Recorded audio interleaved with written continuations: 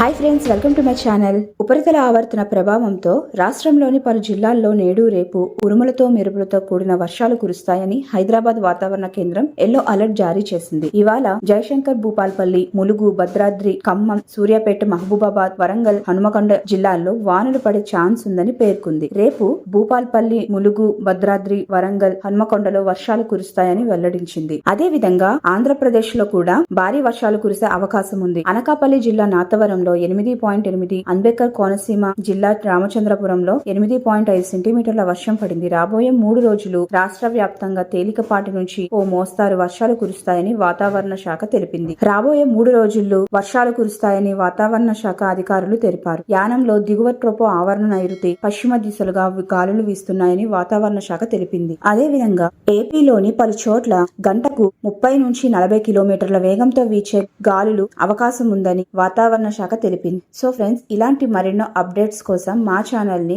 ఇంకా మీరు సబ్స్క్రైబ్ చేసుకోకపోతే ఇప్పుడే సబ్స్క్రైబ్ చేసుకోండి.